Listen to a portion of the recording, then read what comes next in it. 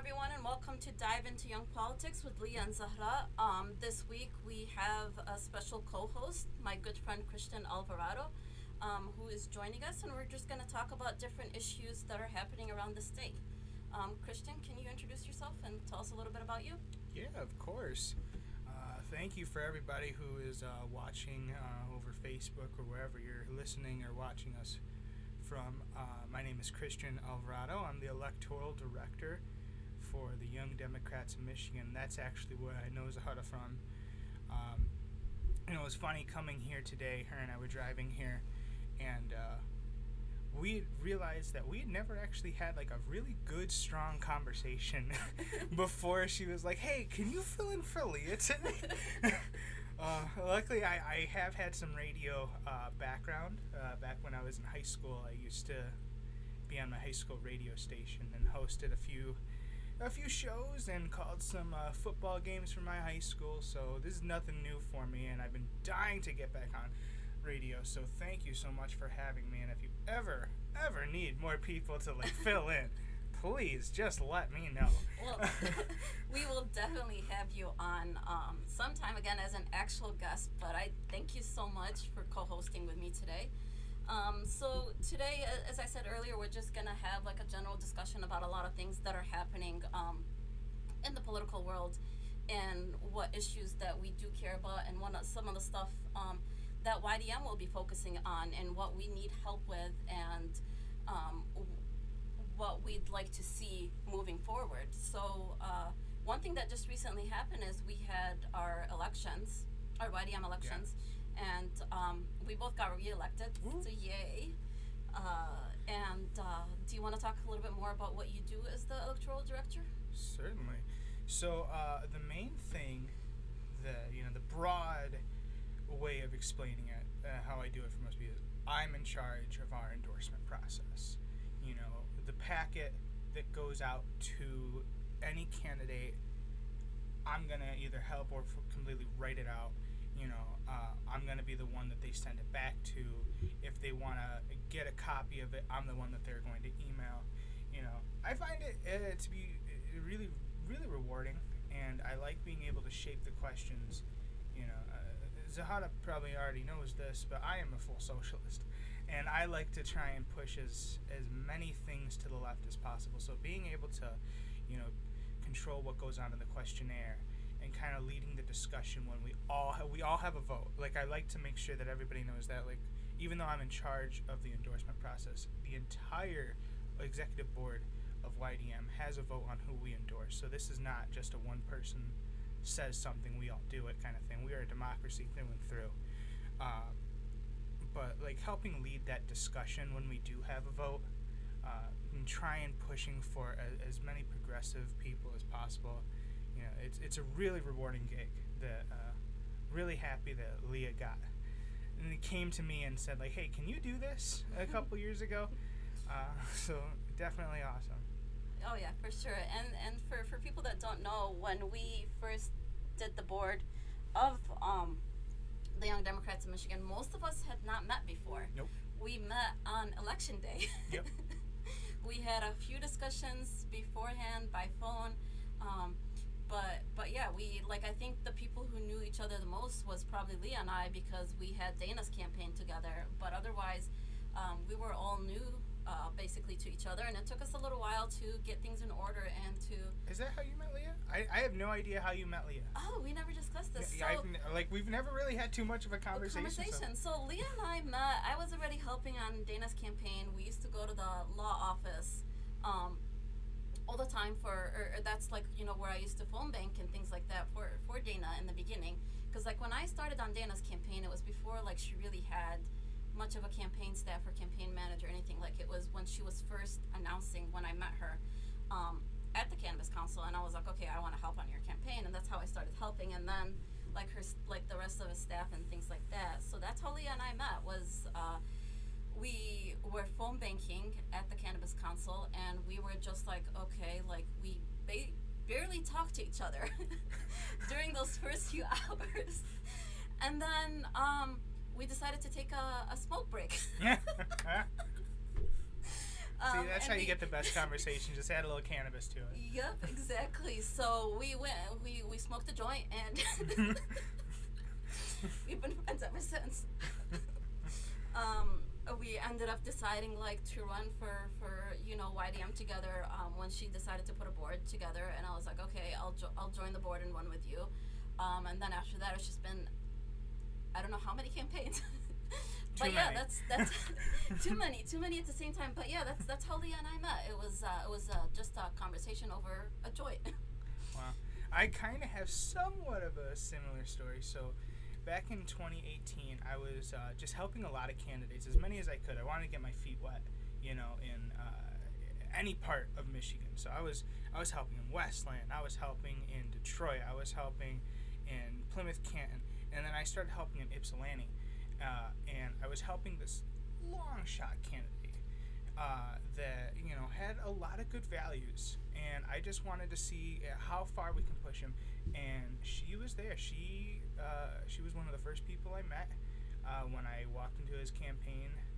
It was his apartment, was his campaign office, Okay. and we had ourselves like a crazy conversation. I just remember it like got off the walls a couple times, and she just struck me as somebody who knew what she was talking about, and had a vision for his campaign. Sadly, the campaign never really worked out, and I left it to go help Mike McDermott run his state rep campaign, and that was a whole lot of fun. Love me some Mike McDermott. And I thought I'd never really see her again. Come to find out, maybe like, I think it was maybe March of 2019, she gives me a phone call and say, hey, can we meet at this coffee shop? I'm thinking about running for the Young Democrats of Michigan chair. I had never heard of that. I had no idea that this was an organization, and I thought she was just going to ask me to like help her with the campaign. She was like, so can you help? And originally she wanted me to be her VP. And I was like, I don't think I have the time for that. So I eventually got down to electoral director, and honestly, I think that's the best place for me. And we've been working together ever since. Yeah, no, you do an amazing job as the electoral director. So I'm so glad that this organization or this group brought us all together, because I don't know how we would have like all met and become friends like otherwise. I think we probably have been in the same places or same spaces before, but we just never really met. And Young Dems, for anybody that doesn't know, it's not just a group. It's become like this friendship, this second family to a lot of us that are part of the board. And we definitely like to expand that more and reach more of the younger generation and get them involved in the political system, and the importance of knowing what the issues are, and the importance of speaking up and learning what's going on around you, so that you can help change and motivate that, or motivate change. Absolutely. And as we've been expanding since 2019, we've taken this from something that was really, really, really small, and in a bit of a way a disgraced organization, and we've put a good shine on it. We've expanded it, and now we have, like, I'm 22 and I'm now one of the older people on the board, and that hurts me to my core. Excuse me. For anybody that doesn't know, I'm the oldest in the organization. Like, I'm to the point where I'm aging out soon. And he's talking about feeling old. I know, but like, I've been called a boomer by these young kids. And we got high school kids who are now doing such an amazing job and using these new social media like TikTok to spread our message, that I don't know how to do that. And that's something that we're utilizing that other groups are not, and that's what makes us stand out against the rest of them. Yeah, we as the board of Young Democrats, one thing that we really highlight, or that one thing that we focus on, is giving the top positions, or is letting the younger people take the leadership opportunities. A lot of them have so many great ideas that we've thought about, we haven't thought about, or discussed doing it in this way, and they're just like, no, we can do it this way. Or if you want to reach the younger kids, you have to talk about these issues that are important to them. and it takes like a little bit, because especially with like the older, since there's like different age gaps and we all grew up differently or have a different idea of politics, it takes a while to get used to some of the new changes. I mean, like, look at Christian, he's only 22 and he's saying that I've gone through more like political changes and things like that, so it does bring a lot of different perspectives to the group. And I think that's why we work so well together, is because we each respect each other's positions and what we've been through and what we want to discuss and like what we're comfortable with. Being involved with a lot of other organizations, I haven't. You don't get that everywhere. Yeah, you don't get that everywhere, and that's not to say that other organizations that I've been involved in have not been so great, but it's just there's a different atmosphere when it comes to the Young Dems and our board and the way we like work together. Yeah, there's definitely a family atmosphere here that I don't see in any of the other groups that I've been a part of.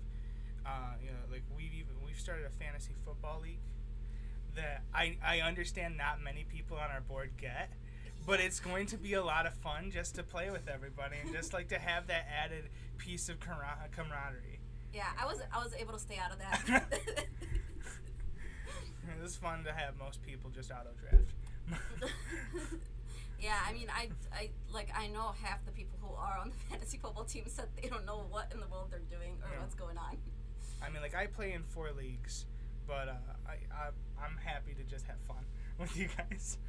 Yeah, look, I don't know anything about football. All I know is that it involves a lot of screaming and kicking a ball. Whatever. Or sometimes throwing it. It's kicking and throwing. What? Sorry, football fans. I'm just not into that sport, okay? No, but it's really, really good that, like, we were able to start that, and even just some of the trips that we've been on, we basically went as a group, as like this family. Yeah, we went on a family vacation to Cincinnati a couple weeks ago. Yes. Yeah. So let's talk about Cincinnati. What, like, this we know we had Carrie on last week. She spoke about chairing the whole convention and what it entailed and things like that. But let's talk about it from our group's perspective. For anybody that doesn't know, Young Democrats of America is basically the organized, like, the national organization for the youth, and then there are chapters in different states. In Michigan, we have 2 different organizations that are geared towards the Youth Caucus and the Young Democrats of Michigan. And we've recently started doing a lot of things as, like, together, or started, like, partnering on a lot of the issues to reach a bigger base and to, get more people involved with everything. So that's been really good. And our trip to Cincinnati was both groups. Young Democrats, what was really, like, cool was that the Young Democrats, instead of staying at hotels, we ended up getting and we got an Airbnb in Kentucky, Yes. which was a whole ton of fun. It was a beautiful place. Oh yeah. It was absolutely beautiful place. I love the way it was structured. Like, it was really wide. The one thing I didn't like about it, and I don't know if you noticed this, how steep were those stairs? Oh. I almost fell like 3 times going up and down. Yeah, those were not good stairs to carry stuff on, to carry your bag and everything on. But, you guys are watching Dive into Young Politics with Leah and Zahara, with special co-host guest Christian Alvarado this week. Live streaming on Facebook, YouTube, Twitch, and Twitter, and other top social media platforms. You can like, follow, share, comment, and subscribe. Thank you for watching WJZZ Cool TV, the coolest station in the world. So the purpose of this convention was to elect a new national board and go over the platform, and I think that was basically the main goal. Main goal of it. So if you're used to democratic politics, especially here in Michigan, you kind of understand that, like, every year we go to Kobo and we have this whole big song and dance that usually only lasts 1 day, and there's caucuses for, like, different issues, different things, and then you go to a caucus for just your congressional district, and then everybody meets up in the big hall, and we sit there for hours and we watch people talk on stage, and then eventually we vote on something. You know, Eventually there's a vote. eventually there's a vote. There's a vote. So just take that if you've gone to an MDP convention and now just switch it up and make it for the youth of America. So pretty much the same thing. It lasted 3 days. There was a lot to learn, a lot to do. You know, it was long days. So like we were waking up early and we were going to bed late. You know, I think the longest day was we started at like 9 and we didn't get home till almost 11 or something like that. You know, and you know there was also parties afterwards. But you know, by the time we were done with just the work day, I was like, and there was just so many people going to these parties. Like I remember there was one at a firehouse museum. And it was so stuffed with people that I bet it probably broke fire codes. Yeah, in a firehouse. Yeah. So, like, but at the same time, it was a ton of fun. You know, you got to talk with people from across the country that you would have never talked to if you weren't there. You know, when it came to just us in Michigan, we broke bread with the youth caucus so well. I think we now have a whole new kind of relationship that is going to be working really well for not just our two groups, but the entire youth of the state of Michigan, because we're going to be working so well together now. So that was very helpful. As for the platform, you know, I didn't sit in on any of the platform meetings. Did you sit on any platform? Yeah, meetings? for one of them, but I couldn't make it to all of it. But they are definitely, you know, part of the platform is looking at making it to fit with the times right now. You know, making things like more progressive. Like there's no reason in any Democratic platform where Medicare for all should not be included. That is just one of the basics that should be counted as just a basic necessity in all platforms. And one thing I know you and I were talking on the car ride over is like, how different would it have been had we had Medicare for all during this pandemic or anything major that happens? I mean, a lot of people still avoid going to the doctors, or even like, you know, coming to the realization with themselves that they're sick because they keep pushing that away because they are afraid of health costs. And health costs are not a small issue. Like, it can literally bankrupt a person. Yeah. And it has bankrupted so many people. And there's no reason why in a country such as this we should not have just at least basic health care for everyone, regardless of how much you make or anything like that. Like, that should be just a basic a humanitarian, like, something that we should all have. Yeah. It's definitely something we all need, and it's, you know, as we look at the reconciliation bill that's going to be coming up soon, you know, we have to be looking at, like, where is some of this new money going to? You know, I trust Budget Chairman Sanders to do his good work, and I know his fight for Medicare for all is not done yet. And you know, I was watching a video yesterday, and they were talking about Medicare for all. And really, when you talk about it, it's not about how much is it going to cost us; it's about how much is it going to save us. Even if you do the most like expensive version, where we keep all these companies and we just keep paying out these companies, but from the government perspective, we're still saving billions of dollars. It's honestly, it's an asinine thought to just keep it the way it is. We are spending so much money, we're bankrupting our people, and people are getting sick. We are spending the most out of any country with a developed nation, that's a developed nation, and we're getting the worst care. It's honestly a shame.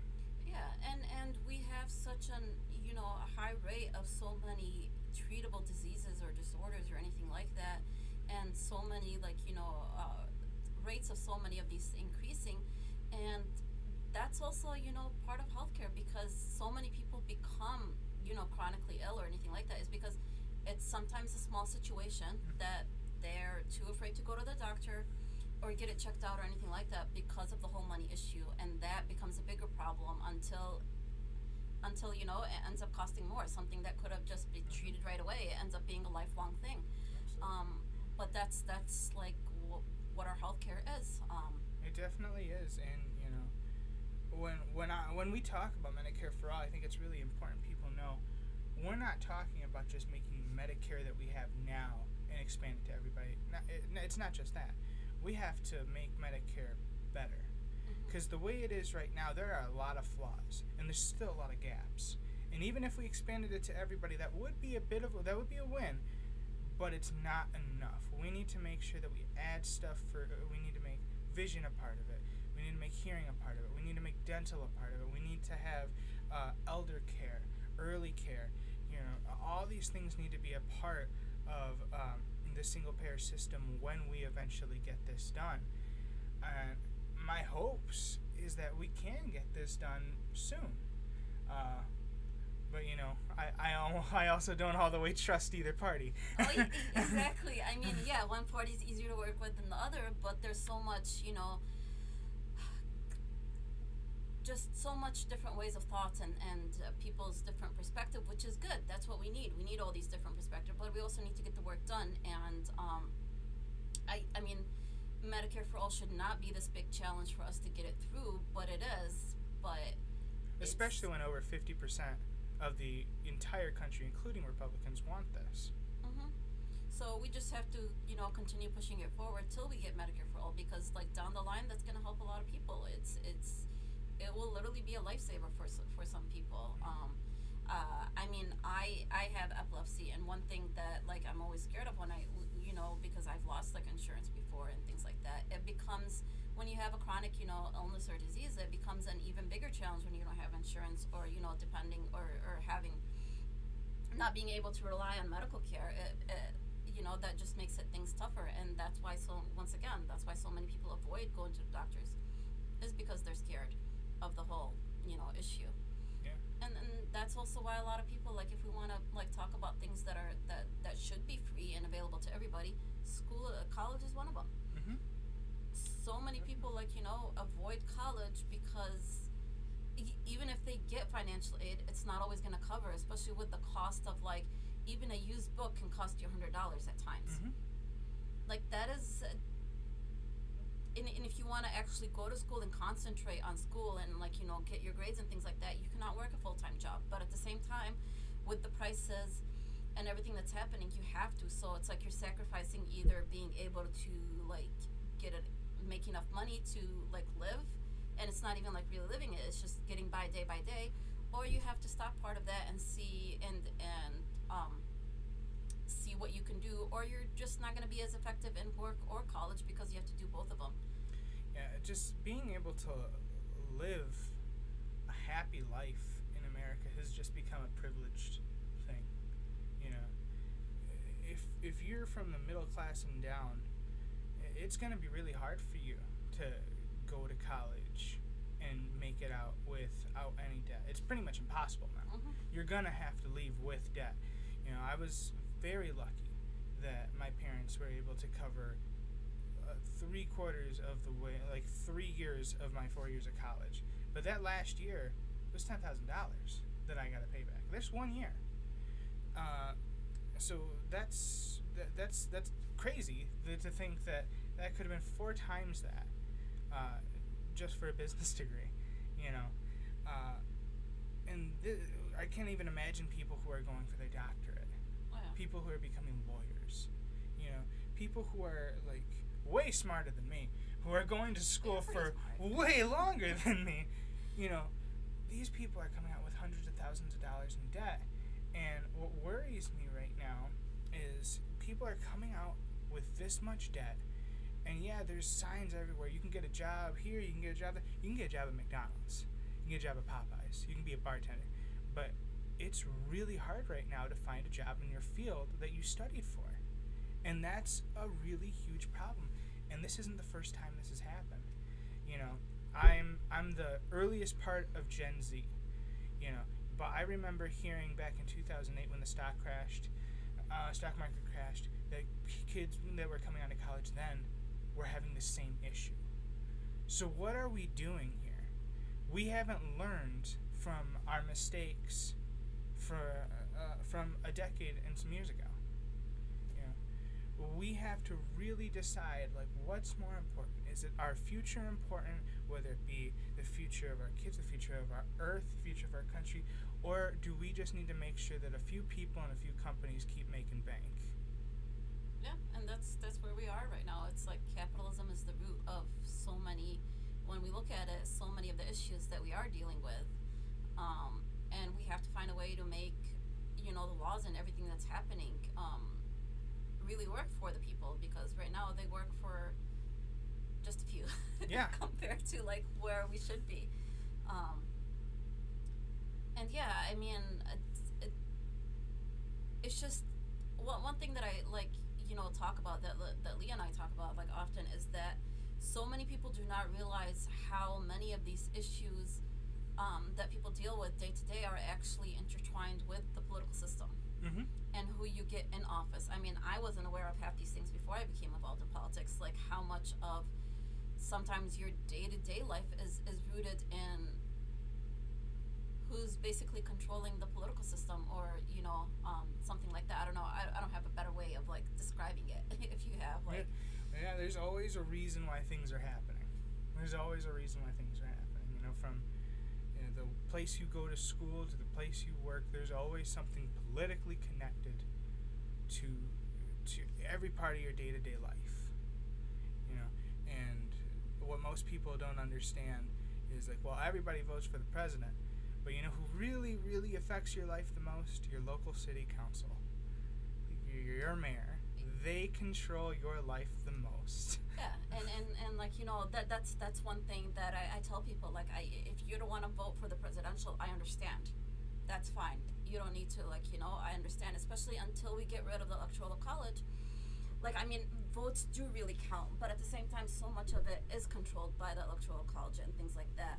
So I can understand when people are hesitant to vote for president, but not to vote at all for your local politics, for your city council, your mayor, your state rep, state senator. Like those are the ones who make or have an influence on like your everyday life.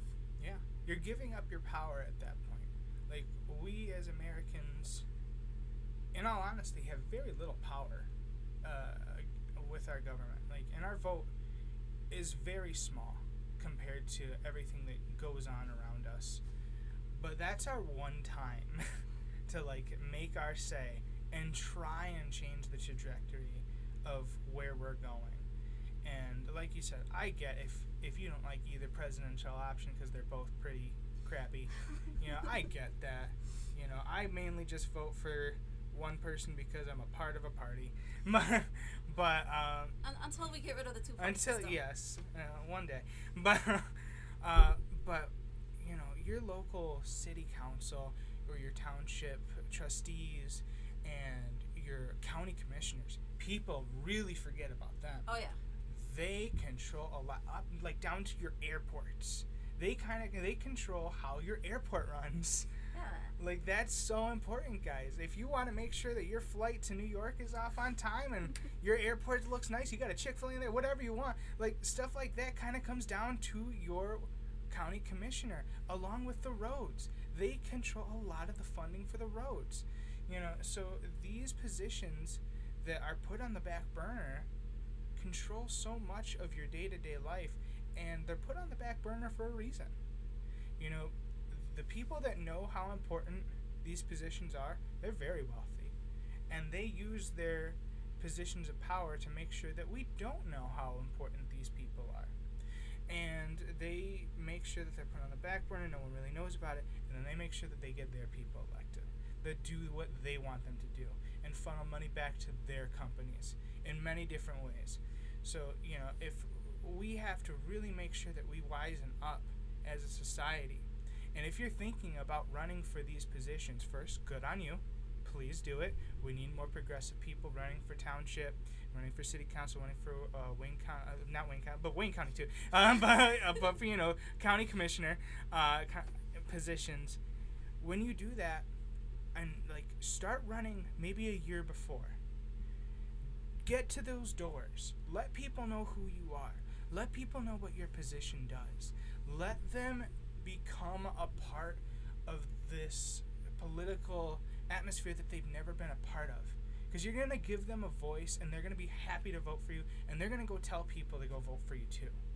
And that's how we're going to start making changes on these local levels. Yeah, it's going to take a lot. Once again, you guys are watching Dive into Young Politics with Leah and Zahara with special co-host guest Christian Alvarado, live streaming on Facebook, YouTube, Twitch, and Twitter, and other top social media platforms. You can like, follow, share, comment, and subscribe. Thank you for watching WJZZ Cool TV, the coolest station in the world. So one thing, like, I know we sort of like, just talked about this a little bit, but I mean, until I started with Dana Nessel's campaign, I did not even know like how much the party itself does. Being involved for a lot of people that don't know, like, to get the attorney general on the ballot, that's voted at the party. And I mean, I always knew, like, okay, like, how does that name appear on the ballot? Like, I voted for attorney general before, but I'm like, or seeing, like, it talked about, but I never really considered how in the world we get those names on the ballot, or how in the world the platform changes and things like that. And that's one of the things, being involved in the party. Yeah, and that was a very cool experience for me back in 2018. I also had no clue. Like, I was going in completely blind. It was my first ever time that I was able to vote in the midterms, and I had no idea really what the Attorney General of Michigan did, period. And I remember I was at a Plymouth Democrat Club meeting, and the other person, it was Pat Miles. He came in enemy territory too, because Dana's from Plymouth. He came and he spoke to all of us at the club, and he didn't make too much of an impression, but I don't think he was never going to, because they're always for Dana. And I remember going to the convention completely not sure who to vote for, and I was blown away because I finally got to hear her speak the day of the convention. I was like, that's the person. That's who we need. That's somebody who is going to stand up for Michigan, going to make sure that she is on the right side of history when she's in court fighting for the people of Michigan. And immediately after I heard her speak the first time, I was like, can I get a sticker?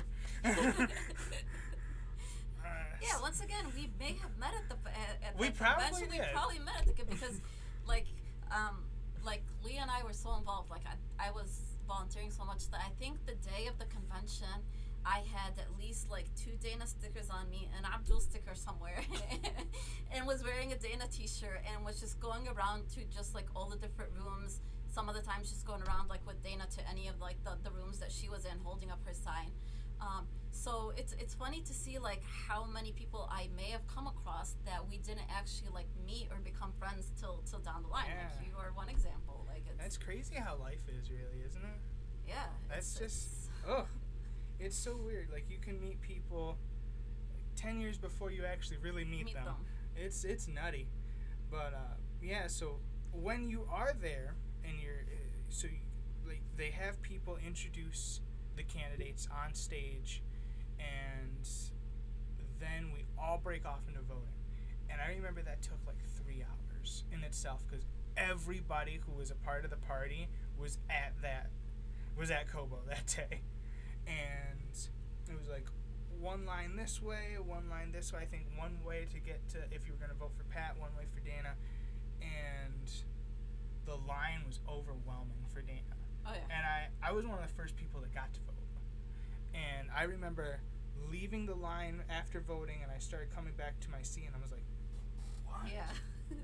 This is over, isn't it? That's the way I felt. I mean, it was such a relief, like, once, like, working so hard at the convention, because the convention was multiple, like, days, and we, like, Leah and I had just done so much phone banking, like, leading up to that, and signing so many people, because one of the things that we did was, like, let people know about the party and, like, what the party does, and sign so many people up for the party. That's when I signed up for the party, because, once again, I did not know, like, anything that happens Yeah, I think I've only been a party member since 2018, too. Yeah, I literally signed up because of Dana's campaign, but then because you were involved in this, the following year or the following convention, or was it the 2 years after, we started putting more of the progressive platform and started running more people for the state central committee. So that's how we were on the state central committee, is because we ran, and then from there, last year I ran as a DNC delegate. So yeah, we both did. Yeah, exactly. That was another thing that we were both a part of.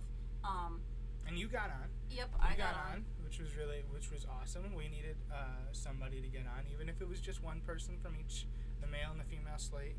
We needed somebody to get on. We needed the progressive vote there, and we're right now we're just chipping away at the establishment's lead, and we're doing it. We are winning votes, and on the SEC, we are winning people on. We're not near where we need to be, but we are actually making some progress in our journey here. Yeah, and even if we don't get a vote, we are starting a lot of different conversations and having people just start looking at things in a different way than they usually would, which helps, and that's like how we are bringing change. It's going to be little by little, and it's going to end up being the younger generation that will take it over completely one of these days. Oh, those TikTok people. You're still part of the younger generation, so. I know, but I don't feel like it. Sometimes I'm like, I carry a dad wallet. Like, that was something that was really funny while we were in Cincinnati. Mikkel, our vice chair for the Young Dems, he showed me his wallet, and it's like this thin. And he was like, I can keep my key and my cards and my cash all right here. And I was like, but I got this like wallet that's like a cheeseburger size. Like I've always had that dad energy that I love it. Yeah, no, it's a lot of fun. Just being part of that group. It does get stressful, especially like around like right now around campaign season. It gets very hectic at times. We were talking about that in the car, like as long as this feels and as hard as this is, the second it's done, we have to jump into how do we keep Whitmer and Nessa and Benson in, how do we flip the House, that kind of stuff. And then the second that's done, who are we going to help support for president? Like, it becomes like a cycle. Yeah, it's no break. No. One thing about politics, the more you become involved, like with the inner workings of the political system, no breaks. No. Like I don't understand what people say. What is an off year? Yeah, there is no off year once you're inside the party. There is. No, once you're like really doing stuff. No. Yeah, because that's when a lot of people will decide like how if they're gonna run or what they want to run for and things like that. It's those during off years when things are a little bit settled. Mm-hmm. So it is really interesting to see some campaigns like right from the beginning, because once again, my involvement in politics, I would just go vote. Like I'd know some of the people beforehand, but I really would not know who is on the ballot or what we're voting for until like a few days before the election, because that's when I'll start looking at them. Whereas right now, I've been with some candidates from like when they first announced and like all the way to see them win. So it's a whole different point of view and different process, and it does get stressful, but at the same time it's so inspiring, especially like when somebody you've been really rooting for like wins and makes it there. And then you have like a lot of the losses that you just They hurt. just becomes it hurts. Man, I'm very excited to, like, I've been on a lot of progressive campaigns, and sadly, as of right now, a lot of progressive campaigns aren't always winning. So I'm still excited to be a part of, like, from day one to election day, like a victory. I don't think I've been a part of like a real victory yet for a progressive candidate, which hurts me. But one day, guys. Well, Mikkel's campaign. Oh, I think Mikkel's gonna do fine. So Mikkel, Mikkel's gonna be my first one. Yeah. So for anybody that doesn't know, Mikkel, who is the vice chair. Yeah. Sorry, I forgot that word. Vice chair of the Young Democrats of Michigan is actually running in Pontiac for, and his election is he didn't have a primary, so right now the focus is on him winning the general. And he's doing a fantastic job. He's been knocking doors. He's been getting his name out in the community. During the primary day, even though he wasn't on the ballot, he was still out there. And I came out and I helped him. We talked to voters as they were coming out, giving them some pamphlets and letting them know that he was going to be on the ballot in November. Just smart thinking right there. Really smart thinking. People are resonating with his campaign, especially in his district. He's got people that are running for mayor who really like him. He he is doing a fantastic job. I cannot wait to see him in that position. I know he was supposed to have a thing yesterday, but it got moved to the 12th. So if people want to, let me just check on the time. So he's doing amazing in his campaign. I know like Christian has gone to several of his Christian has gone to some of his events. Leah and I have gone and stayed there to help with some of the things. And yeah, you guys are really involved. You guys have knocked doors with him and stayed there late and helping him make a platform and stuff. Yeah, So. this is in exchange for when Leah and I decide to run, he's gonna be there for us. You guys are all gonna be there for us. It's So one district, for one. yeah, District 3, because I keep Yes. forgetting his district. So one thing I like about a lot of different cities versus like what we don't have in Dearborn is that they have their city council divided up into districts or wards. And I really, really like that idea, and I'm hoping, Dearborn will become one of those cities that, because right now in Dearborn our charter is up. So one thing we're going to be voting on, one thing we voted on in the elections that just happened was if we want our charter revised or not. Since that went through, right now we're going to have what's going to be on the ballot is the candidates for the charter commission. So that's another thing that we are looking forward to, because they're the ones that are going to decide how the city charter goes, and what issues and things like that to focus on in our charter. Well, hopefully you guys have better luck with that than Detroit did. Yeah. That was rough, but Proposal P was really good. And I'll stand by Proposal P till I'm blue in the face. It was a fantastic idea, and the people of Detroit really are going to be missing out because they did not get that passed. Yeah, and I think that's just another push that we have to do down the line, is to get more of these things passed or just talked about, because once again, until you become I did not know about this stuff. I think a lot of us did not know how the city operates or how things become the way they are. Yeah, no, if you don't know, it seems like what's going on in my community, everything just keeps changing. But once you're really involved and you see you can start making some tweaks on your own, and you can really start making your community better for everybody. Yeah, and that's one thing that we recently did with the Young Democrats platform is we had during our has it been 2 weeks? I think for ours it's been 1 week, but 1 week, okay. For the what's it called, the national convention, it's been 2 weeks. 2 weeks, yeah. Wow, it's been such a long week. Yeah, it was only last Saturday. Life moves fast. For our state convention, where we did do that, we did revise one of the things that we did was revise our platform, and that's something that happens always within the party and with different organization is the platform revision. So that's why sometimes you have a lot of things changing. What I really appreciate about the Young Democrats of America and us is that we keep moving forward with our platform changes. We never go back. We keep on making sure that we're getting more progressive. I know for the Young Democrats of America, they added in defunding the police into their platform. Which was a big thing. Huge. For a national organization. It was a big thing. And now, because of that, if you want to be chartered as a Young Democrats of whatever state, that has to be a part of your platform. That's huge, guys. That's really, really big. And that's a big win for that movement. Mm-hmm. So I'm really proud that we got that through. And I'm really proud of the platform committee whoever got that through and whoever really pushed that during the committee meetings, because I bet that was not a fun thing to do.